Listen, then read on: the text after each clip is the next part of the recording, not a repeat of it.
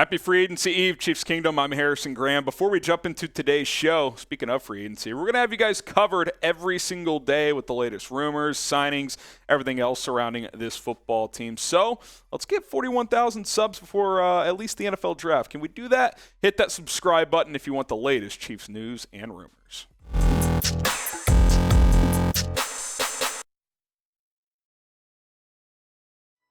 The Kansas City Chiefs report is presented by Rhone. They reinvented the men's closet, and they did a great job of doing it. I'm rocking the commuter shirt right now. Get 20% off all of their clothing by going to rhone.com/chatsports and use code chatsports for 20% off. Tell you a little bit more about their men's closet a little later in the show. Let's start with OBJ here. Obviously, unless you've been under a rock, he worked out for NFL teams this past Friday, and the Chiefs were among the teams at the workout. Reportedly 12 to 14 teams in attendance, including reps from Kansas City. Now, a report emerged from Pro Football Talk that Odell Beckham apparently wants $20 million per year. Now, he can want a lot of things. I don't know if he's going to get it, but that certainly would throw a wrench into things, I would imagine, for a lot of teams interested in his services, considering when you look at the last 4 years, obviously didn't play in 2022, torn ACL. Yes, did some really good things in 2021 when he went to the Rams and helped them win a Super Bowl, but again, the raw number's not great. 2020, he tore his ACL as well, and 2019, pretty good there, but that's 4 years ago. Like, I don't think there's any way I would give him $20 million, and to be frank, I don't think any team will. Now, could someone give him like 10 to 12, 10 to 15 with incentives up to 20? I think that's possible, but I just think he's a bit naive if he thinks some team's just going to blindly give him a $20 million deal on a one-year deal. I just don't think that is realistic for him, considering his unavailability in recent years to stay healthy. I mean, it's been a big problem for him. Now, obviously, Kansas City has some things to figure out wide receiver. We'll talk about JuJu here in a little bit. Mecole Hardman's a free agency. We'll touch on him as well, the latest around those guys. But I don't think that just turns into, we'll just give Odell Beckham $20 million. Like, Brett Veach isn't going to do that. I don't think there's any chance that happens. Could Veach sign him to an incentive-based deal? Could he give him the JuJu deal from last year? Like, hey, Odell, come in, prove it for 1 year, then go get a contract next year, whether it's with us or somewhere else. I could see that, but 1 year, $20 million, 2 years, $40 million, I would be surprised if that's in the cards for Odell Beckham Jr. So what do you guys think? Should the Chiefs sign OBJ? Type OBJ for yes, NOBJ for no. Might be NOBJ in this scenario, and that's just the way things go sometimes. So OBJ for yes or NOBJ for no.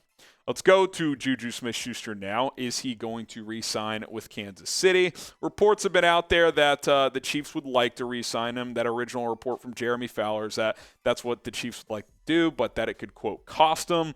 Could he get in the range of $20 million? Like, I think if either of those two guys would, JuJu's more likely because he played last year and played pretty well for Kansas City. 78 catches, 933 yards, only 3 touchdowns, but I think that number can go up moving forward. Now, if all things are equal, I think I would rather keep JuJu over Odell Beckham. Like, you know what I mean? I'm not saying I would give JuJu $20 million per year, but if money's not a factor and it's the same contract, I think I would give it to JuJu because I just don't know with OBJ.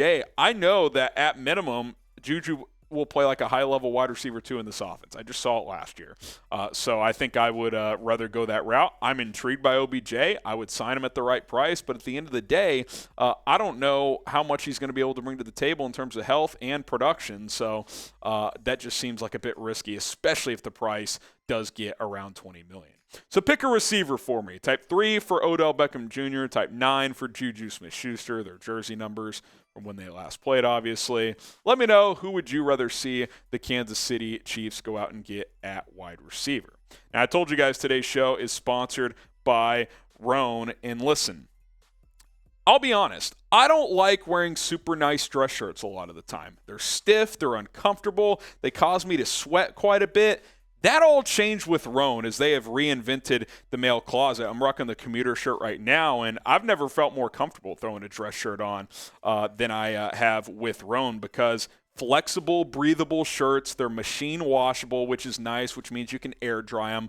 Wrinkle-free technology, which is awesome as well. I don't sweat when I wear this shirt. It's not pinching against my body. I just feel great. I can wear it in the office. I can take this out to the golf course. They also have short-sleeve golf polos, dress pants as well. You can get 20% off with code ChatSports by going to Rhone.com/ChatSports. The men's closet reinvented by Rhone. Go check them out. It's RHONE.com/ChatSports, RHONE.com/ChatSports. 20% off. Check the comments, check the description. Get that discount today and feel better than ever when you are wearing Rhone.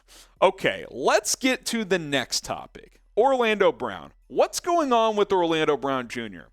I don't know.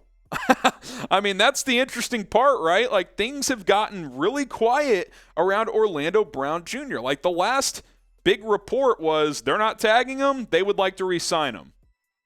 There's really nothing new around him, which I find very fascinating, to say the least. Is a max exodus coming for Kansas City? Arrowhead Pride believes that the Chiefs could lose a lot of their top free agents. Orlando Brown, Mecole Hardman, JuJu, Juan Thornhill, Andrew Wiley all set to hit the open market. Chiefs currently have $14.3 million available in cap space. They can create a lot more by restructuring Patrick Mahomes. We'll see if they do that. I'll say this. If someone pays Orlando Brown big money, I'm talking like $22, $23 million per year with a lot of guarantees, I think he probably walks. Like, I think the Chiefs might just let him go. I mean, it doesn't sound like there's a ton of indication that they're going to pay him top dollar. Otherwise, I think they would have just franchise tagged him. So things are getting interesting. By the way, with that $14.3 million cap hit or cap space, that has not accounted yet for Frank Clark's cut, which is still expected. It just that has not become official yet. So when that happens, that'll free up another $21 million. So you would have in the mid-30s in cap space. Plus, you could get about 15, 20 more if you restructure Mahomes. So the Chiefs could pay Orlando Brown big money if they want to. I just don't know if they want to. I think they'd give him $20 million a year or so, but I don't think they've loved his inconsistency. Now, both years he's been here, he's finished the season strong, but he's kind of come out of the gate slow. Is he a perfect fit in this scheme? Probably not a perfect fit. It's hard to say. Here's what I will say. It's possible that both your tackles are gone, and that's not a comfortable place to be as you're in a win-now championship window. I love the interior. Tooney, Humphrey, Trey Smith, you're good to go there regardless of what happens, but a potential reality of resetting at both tackle spots, that's not easy. I mean, Brett Veach did a nice job of revamping the O-line a few years ago after that disastrous showing in the Super Bowl where Patrick Mahomes was running for his life. But you lose Orlando Brown and Andrew Wiley. I mean, I think Lucas Niang can probably fill one of those at right tackle, but left tackle being vacant, that's not ideal. So it's going to be interesting to see what Brett Veach's approach is. I would still like to see Orlando Brown return. I just think the Chiefs probably have a price tag in mind, and if someone outbids them, they'll probably just let him go. Will Orlando Brown leave in free agency? What do you think? If I had to guess right now, I might lean toward leaving, which is kind of shocking. Type L for leave, type S for stay. It's probably 50-50, but a week ago I would have said 95% chance he's back, and I don't feel that way anymore. Okay, Mecole Hardman too, as happy birthday, Mecole Hardman.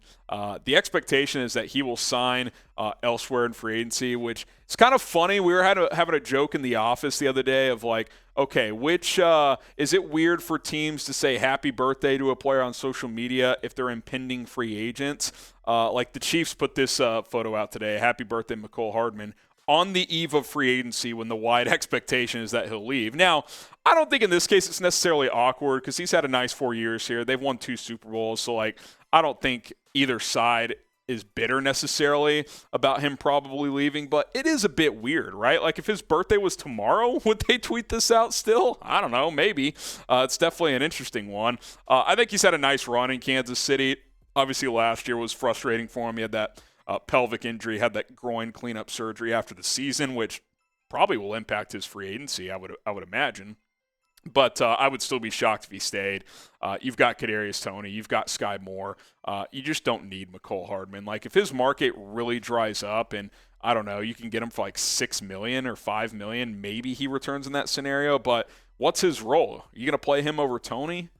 you probably want Sky Moore to keep developing. So I just think that, look, he played his 4 years here, second-round pick, did some good things, never really became that number 2 wide receiver like we all hoped, but I think it's one of those, hey, appreciate the 4 years, best of luck elsewhere. But happy birthday, Mecole Hardman, like the Chiefs said. Type HBD, as it could be a farewell happy birthday.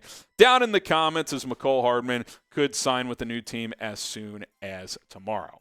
All right, guys, going to be a busy few days here on the Chiefs Report, so you're not going to want to miss it. Subscribe to the channel. Turn on your notifications. Free agency is upon us. I'm Harrison Graham. We'll have you covered here on the Chiefs Report.